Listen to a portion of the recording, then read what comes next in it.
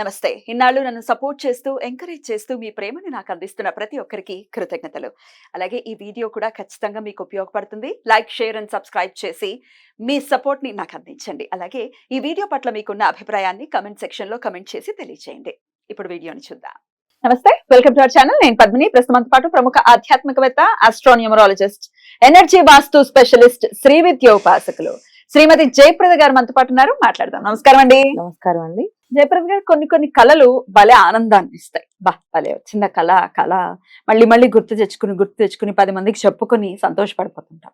కొన్ని కళలు భయానకంగా ఉంటాయి. అందులో చనిపోయే వాళ్ళు కళ్ళలో కనపడటం, కావాల్సిన వాళ్ళు చనిపోయినట్టు కళ్ళలో కనపడటం, పాములు కనపడటం, ఆబ్వియస్ గా దయ్యాలు కనబడుతూ ఉన్నాయి, ఇట్లాంటివేవో కనబడుతున్నాయి, లేకపోతే ఫైర్ కనబడటం, బ్లడ్ కనబడటం, ఇట్లాంటివన్నీ జరుగుతుంటాయి. ఇవి భయానక ఖచ్చితంగా. కళ అంటే అసలు ఎట్లా సిగ్నిఫికెన్స్ ఏంటండి? ఏ కళకి ఎలాంటి సిగ్నిఫికెన్స్ ఉంటుంది అనేది తెలుసుకోవాలనుకుంటా. చెడు కళలు వస్తే వాటి అర్థం ఏంటి? వాటి నుంచి బయటపడాలంటే ఏం చేయాలి? తప్పకుండా. అంటే కళలు అనేది ఒకప్పుడు కళలు అంటే బాగా అర్థమయ్యేదన్న. ఇవాళ కళలు అంటే టీవీలు చూస్తూ, ఫోన్లు చూస్తూ, దాంట్లో హారర్ షోస్ చూస్తూ మనం అలా నిద్రపోతే అవే కళ్ళలోకి వస్తాయి. సో అవి దాన్ని మనం భయం కింద భావించి అది కళ కింద భావించలేం.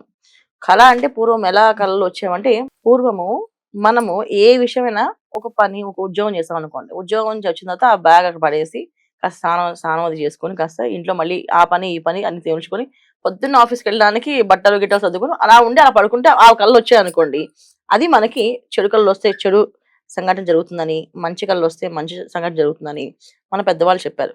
ఇది స్వప్న శాస్త్రంలో కూడా ఉంది. ఒక పుస్తకం, స్వప్న శాస్త్రం పుస్తకం ఉంది. ఆ పుస్తకంలో ఇది స్వప్నాలు ఎన్ని వేలు ఉన్నాయి అనేది ఆ పుస్తకంలో చూస్తే అర్థమవుతుంది. అమ్మో ఇన్ని స్వప్నాలు వస్తాయని. ఒక్కొక్క స్వప్నానికి ఒక్కొక్క అర్థం ఉంది దాంట్లో. అలాగే చాలా మందికి పాములు బాగా కళ్ళలోకి వస్తాయి. అవి తెల్ల పాములు, నల్ల పాములు, కొన్ని పరగెత్తినట్టు, కొన్ని వెళ్ళిపోతున్నట్టు, కొన్ని కాటేసినట్టు ఎప్పుడు రాకూడదు. అది చాలా అంటే వాళ్ళ జీవితంలో ఒక చెడు ఇన్సిడెంట్ జరగడానికి సిద్ధంగా ఉంది. వెంబడిచ్చినా సరే రాకూడదు. వెంబడిస్ అంటే చెడు సంగతి పక్కనే ఉంది, ట్రావెల్ చేస్తుంది. అది ఏ క్షణమైనా పేలుతుంది అని అవకాశం. అంటే ఒక బాంబును పెట్టుకుంటే ఆ బాంబు ఏ క్షణమైనా టైం అయిపోకుండా టప్పని పేలుతుంది. టైం బాంబు ఇలాంటి సంఘటన. సరే, ఈ ప్రశ్న నాకు అడగడం నాకు ఇబ్బంది కానీ అడుగుతున్నాను. దాన్ని ఏదైనా హింసించడం, దాన్ని కొట్టి, దాన్ని ఏదైనా చేసే పరిస్థితి ఉంటే అది అట్లాంటి కళ వస్తే ఎట్లా? అలా రాకూడదు అన్న. అస్సలు వస్తే అది చాలా నాశనం. ఎటువంటి డేంజర్స్ అంటే అది మొత్తం మన ఫ్యామిలీలో ఎక్కడో మొత్తానికి పిల్లలు లేకుండా చాలా మంది బాధపడతారు చూడండి. అలాంటి ఇబ్బందులు ఉంటే ఆ దోషాల వల్ల తెలుస్తుంది, ఖచ్చితంగా తెలుస్తుంది ఈ బాధ మీకు ఉంది అనేసి. మీరు ఆల్రెడీ ఇలా చేశారు అనేది చెప్తుందా కళ? చెప్తుంది. అంటే పూజలు బాగా చేసి మేమన్నీ చేస్తాం, మాకు ఇంకా పిల్లలు పుట్టలేదు, కలగలేదు, లేకపోతే వివాహం అవ్వట్లేదు, ఎందుకు అవ్వట్లేదు అని మా అమ్మవారి దగ్గర మొరబెట్టుకున్నాం అనుకోండి, నిజంగా మీ పూజకి ఆవిడ కలిగిందంటే ఆవిడ స్వప్నంలో చెప్పేస్తుంది ఎందుకు జరిగిందో. నివృత్తి చేసుకోవాలి ఖచ్చితంగా. అది మనకి అంటే సంకేతాలు ఏంటంటే చేసుకోవడానికి, భయపడడానికి కాదు, అమ్మో రావద్దని కాదు, పడుకుంటే ఖచ్చితంగా వస్తాయి అండి. సో బాగా గుర్తున్నాయి ఈ విషయాలు, మనకు గుర్తున్నాయి అంటే అది సంకేతాలు. అంటే మనకి ఖచ్చితంగా చేయమని ఆవిడ సందేశం, మీరు ఇది చెయ్యండి. కొంతమందికి గుడికి వెళ్ళి ఒక అమ్మవారిని చూసినట్టు కనిపిస్తుంది. ఆ గుడి ఎక్కడ ఉందో తెలియదు వాళ్ళకి, అమ్మవారు ఎవరో తెలియదు, కానీ అమ్మవారు కనిపిస్తుంది, ఆ గుడి కనిపిస్తుంటుంది. సో వెళ్ళాలి ఆ గుడికి, ఆ గుడి ఎక్కడ ఉందో, అసలు ఏంటి ఆ గుడి, ఇందుకే ఆ గుడి ఏంటి అని చెప్పి. సో వీళ్ళు ఎప్పుడో పూర్వం ఆ గుడికి ముక్కు ఉంది, చెప్పటం, ఆ ముక్కు ఉంది, మీరు తీర్చుకోలేదు, అది తీర్చుకుంటే మీ పనులు అవుతాయి. సో ఆ గుడి ఎక్కడ ఉంది అని వాళ్ళ పెద్దవాళ్ళని అడిగితే ఈ గుడి అని చెప్పేసి. ఎందుకు స్వప్నంలో వచ్చే గుళ్ళు కొంతమందికి అసలు గుర్తుగా ఉండవు, జనరల్ గా కొంతమందికి వస్తాయి. కానీ అమ్మవారి గుడి వచ్చింది గుర్తులేదు, ఏదో ఒక అమ్మవారి టెంపుల్కి వెళ్ళి దండం పెట్టుకొని, అమ్మ నాకు ఆ రూపంలో వచ్చింది అమ్మవారు, ఆవిడెవరో ఎక్కడో తెలియదు, నువ్వు దారి చూపించమ్మా అంటే ఈవిడ దారి చూపించే అవకాశం ఉంది, లేకపోతే ఆ అనుగ్రహం ఈవిడ దగ్గర నుంచి నివృత్తి అయ్యే అవకాశం ఉంటుంది. అంతేగాని అమ్మవారు కనబడలేదని ఇంకా వదిలేయకూడదు. ఏదో ఒక అమ్మవారి గుడికి వెళ్ళి నమస్కారం చేసి ప్రదక్షిణాలు చేసి కాస్త దారి చూపించమ్మా, ఎందుకు వచ్చింది ఇక్కడ, ఎందుకు అలా వచ్చిందో అని చెప్పేసి. కొంతమందికి బాగా పుష్పాలు, తర్వాత పాలు ఇలాంటివి కళ్ళలోకి వస్తుంటాయి, అవి మంచివే. చాలా మంది అంటే అలా వస్తే మంచిది కాదు అంటారు. పుష్పాలు వస్తే మంచిది కాదు అంటే మంచివి కళ్ళలోకి వస్తే అది మనకు చెడు జరుగుతుంది, చెడు కళ్ళలోకి వస్తే మంచి జరగడానికి అని చెప్పే పెద్దవాళ్ళు కొన్ని ఉన్నాయి, కానీ ఇవి కాదు. కరెక్ట్. ఒరిజినల్ ఏంటంటే ఏది మనకి వస్తుందంటే భగవంతుని అనుగ్రహం ఎలా ఉంటుందని కలిగేసేది కళ్ళ స్వప్నంలో. పుష్పాలు వచ్చాయంటే మనకి అమ్మవారి అనుగ్రహం కలుగుతుంది అని అర్థం. పాలు ఇవి పట్టుకొని వచ్చామంటే అమ్మవారి అనుగ్రహం కలుగుతుంది అనేసి. ఎప్పుడైనా సరే మనకు రాని కళ ఏంటంటే దిగంబరంగా మనం కనబడకూడదు. బట్టలు లేకుండా, దిగంబరంగా అర్థం కాకపోవచ్చు, బట్టలు లేకుండా ఎవరు కనపడకూడదు, వాళ్ళు ఓహో కల్లో. వాళ్ళకి వాళ్ళు ఎవరైనా కనబడితే వాళ్ళకి అది ప్రాణగండం అని తెలుస్తుంది. అంటే వీళ్ళ ఆత్మీయులు అయితే అలా ఎవరికి కనిపించదు అన్న, ఎప్పుడు రాదు, ఉమ్. జనరల్ గా ఎప్పటికీ రాదు.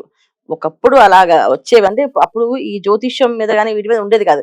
ఇలా కళ వస్తేనే జ్యోతిష్యం దగ్గరికి పుస్తకం పట్టుకుని వెళ్ళి ఏమండి ఇలా వచ్చిందండి, ఒకసారి మా జాతకం చూడండి ఏం జరుగుతుందో అని అడిగేవాళ్ళు.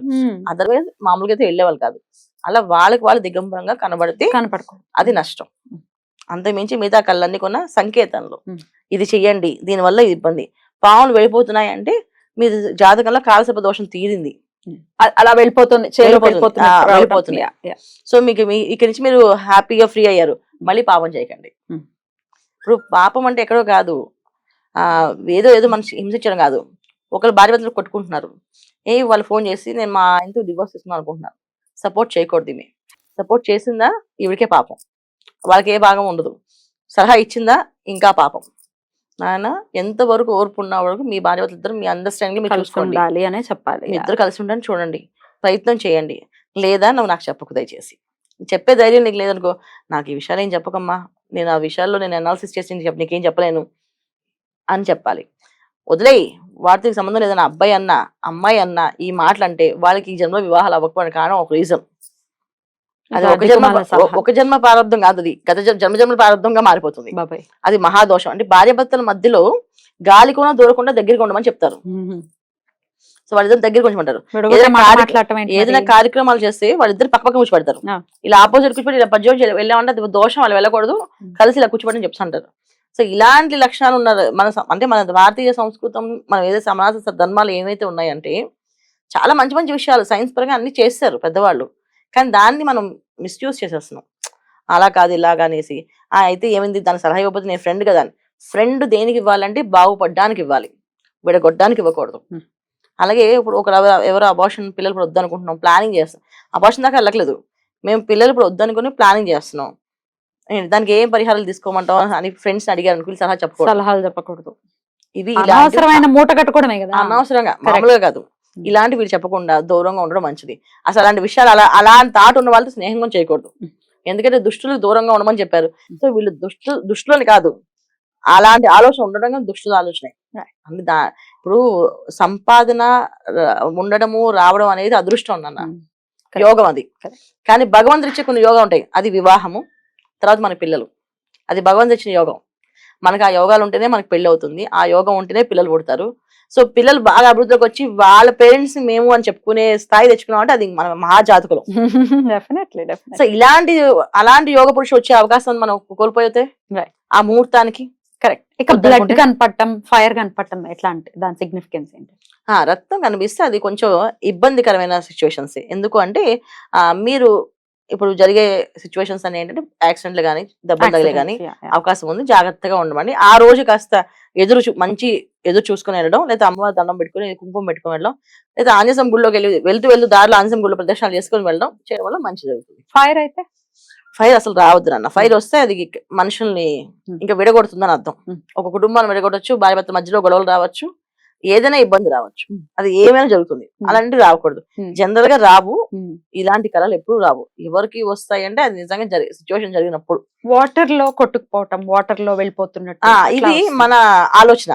అంటే మనం చాలా వీడియోస్ మూవీస్ లో అవి చూస్తుంటాం కదా, అవి మన మైండ్ లో ఉండిపోతాయి. అది ఆ మెమరీ పాయింట్ మనం ఎప్పుడైతే రిలాక్స్ అవుతాం బాడీ ఆటోమేటిక్ గా ఈ సోల్ అవన్నీ గుర్తు చేస్తుంది. అవి కళ్ళ కింద లెక్క రాదు. వాటర్ చాలా మంది పైనుంచి కింద పడిపోయిన మెలకు వచ్చేస్తారు సడన్ గా, నేను పడిపోయాను అనుకుంటే వాళ్ళు మంచి మీద ఉంటారు, కానీ వాళ్ళకి అలా వస్తుంది. అవన్నీ ఏంటంటే వాళ్ళ ఊహ, అంటే వాళ్ళు చాలా ఎమోషన్ పర్సన్స్ వాళ్ళు. బట్ వాటర్ మరి సముద్రం రావటం లేకపోతే అలల్లో కొట్టుకుపోవటం ఇట్లాంటివి కూడా వస్తుంది. అది ఎమోషన్. అంటే వీళ్ళు బాగా ఎమోషన్ పర్సన్, వీళ్ళు బాగా మెడిటేషన్ చేయాలి. మెడిటేషన్ చేసి ఆ ఎమోషన్ వీళ్ళు కంట్రోల్ చేయగలరు. అంటే వీళ్ళు ఎమోషన్ పర్సన్ అని అర్థం. అంటే ఏ చిన్న విషయాన్ని తట్టుకోలేరు, దాన్ని భయంగా చూస్తారు, ఆందోళనగా పెంచుకుంటారు, దాని మీద ఆందోళన పెంచుకుంటారు అని అర్థం. సో వీళ్ళు ఏం చేయాలంటే ఖచ్చితంగా మెడిటేషన్ చేసి కొంచెం స్ట్రాంగ్ అవ్వాలి, అది సంకేతం. సో మీరు చాలా నువ్వు ఎమోషన్ పర్సన్ అలా ఉండొద్దు, నువ్వు మెడిటేషన్ చేయి. అసలు కళలు అనే టాపిక్ తీసుకుంటే ఒక రోజు సరిపోదండి, అన్ని ప్రశ్నలు వస్తాయి, చాలా ఉన్నాయి కదా. మీరే చెప్పారు పెద్ద పుస్తకం. నేను ఉంది. ఎన్నో ప్రశ్నలు అడగాలని అనుకున్నాను, కానీ సమయాభావం కూడా చూసుకోవాలి కాబట్టి, బట్ కొన్ని మనం టూకీగా చెప్పాము. ఇంకా ఏమైనా మీరు ప్రత్యేకించి తెలుసుకోవాలి అనుకుంటే కమెంట్ సెక్షన్ లో ఖచ్చితంగా తెలియజేయండి. మేడం చెప్పే ప్రయత్నం ఖచ్చితంగా చేస్తారు తప్పకుండా. ఎందుకంటే ఈ స్వప్నాల దర్శన పుస్తకం అనేది చాలా పెద్ద కళ, దాంట్లో బాగున్నాయి, చేతబడి చేసే వాళ్ళు గుంచుకొని ఉమ్. సో ఎందుకు తెలుస్తుందా? మ్యాజిక్ బ్లాక్ మ్యాజిక్ ఉంది అని చెప్పాలనుకో కళ్ళలో మన సంకేతం వచ్చేస్తుంది. ఎలాంటి సంకేతాలు ఉంటాయి మాకు బ్లాక్ మ్యాజిక్ జరిగింది అని తెలుసుకోవడానికి? ఖచ్చితంగా నల్లల రూపంలో ఉన్న మనుషులు, లేకపోతే వీళ్ళకి ఏదైనా పూసినట్టు కళ, లేదా చూసినట్టంటే అంటే నల్లట్రంగా? ఏం పూసినట్టు తెలియదు అనమాట. తెలియకుండా అది ఏదో రాస్తున్నారు కానీ అది వీళ్ళు సెన్స్ చేయలేరు. Right. ఏదైతే కళ గుర్తుండదో అది బ్లాక్ మ్యాజిక్ వల్ల. ఉమ్. సో అంతేనండి, భగవంతుడి అనుగ్రహంతో వీళ్ళకి అది సిమ్టమ్స్ ఇస్తాడు, సిగ్నల్స్ ఇస్తాడు ఆయన. ఉమ్. ఇంకా ఎట్లాంటి సంకేతాలు ఉంటాయి? ఇంకొకటి ఏంటంటే మెయిన్ ఏంటంటే ఒక బాగా ఏడుస్తున్నట్టు, ఎవరు ఏడుపు అయితే వినిపిస్తుంది వీళ్ళకి, కానీ మనిషి కనబడరు. అది ఎవరికి అంటే వీళ్ళకే. ఉమ్. అంటే మీకు అది చేశారు లేదు, నెక్స్ట్ మీరు ఏడవలసిన అవసరం ఉంది అనేసి చెప్పటం అమ్మవారు. చెప్పడం సంకేతం. ఇది బ్లాక్ మ్యాజిక్ సంబంధించింది. ఉమ్. జనరల్ గా రాదు, కానీ జనరల్ ఏడుపు వినిపిస్తుంది, నాకు ఏడుపు వినిపిస్తుంది అని వెతుకుతూ ఉంటారు వీళ్ళు. ఈ శరీరం అంతా వీళ్ళు ఎదుగుతుంటారు. ఇక్కడ ఇక్కడ ఇక్కడ ఇక్కడ అని అందరిని అడుగుతుంటారు, ఇక్కడ ఎవరు ఏడుస్తారు, ఎవరు ఏడవడం కాదు, వీళ్ళు ఏడుస్తారని వీళ్ళ కోసం చేస్తున్నారు. అమ్మవారు. సో అది అంటే వీళ్ళు బాగా దేవుళ్ళు పూజ చేస్తే దేవుడు వీళ్ళకి ముందే చెప్తారు ఇది జరగబోతుంది అనేసి, దాన్ని పరిహారం చేసుకోవచ్చు. ఉమ్. ప్రతి ఒక్క సమస్యకి పరిష్కారం ఉంది నాన్న, పరిష్కారం లేని సమస్య లేదు భూమి మీద. కాకపోతే మనం ఓపిగ్గా వెతికి దాని నమ్మకంతో. పరిష్కారం చేసుకోవాలి, అంతేగాని Yeah. భయపడడానికి లేదు. అమ్మో అయిపోయింది, అయితే నాకు బ్లాక్ మ్యాజిక్ అయిందా అని కాదు. కొంతమంది సినిమాలు టీవీలో చూసుకుని వాళ్ళ మైండ్ లో ఒక్కోసారి వస్తుంది. వస్తాయి, దాన్ని మనం లెక్కేసుకోవాలి. ఫస్ట్ ఆఫ్ ఆల్ బ్యాలెన్స్ చేసుకోవాలి. ఇది బ్లాక్ మ్యాజిక్ అని కాదు, కానీ ఉన్నాయి. అవి లేకుండా ఏం లేవు, బ్లాక్ మ్యాజిక్ లేకుండా ఈ భూమి మీద లేదు, ఉంది. ఇవాళకి అది కంపల్సరీగా ఉంది. ఒక మనిషి నవ్వుతున్నాడంటే అది ఓర్వలేకపోతే అది దాన్ని వాళ్ళు బ్లాక్ మ్యాజిక్ చేసేస్తారు. బాబాయ్ బాబాయ్. అది జరుగుతుంది. ఉమ్. అది ఈశ్వరానుగ్రహం కూడా పరిపూర్ణంగా ఉంది, ఉంటుంది కూడా కదా. 100%. ఆయన ఉన్నాడని నమ్మితే ఎటువంటి మ్యాజిక్ అయినా మనం భగవంతుడి దగ్గరగా ఉన్నాం అనుకోండి, అప్పుడు ఆయన ఖచ్చితంగా వాటి ఇందాకే చెప్పినట్టుగా చాలా పెద్ద టాపిక్ కాబట్టి ఇంకా ఏమైనా కళల గురించి తెలుసుకోవాలి అనుకుంటే ఇందాక అన్నట్టుగా కమెంట్ సెక్షన్ లో ఖచ్చితంగా తెలియజేయండి. Right, thank you so much అండి. నమస్తే. నమస్తే అమ్మా, శ్రీమాత్రే నమః.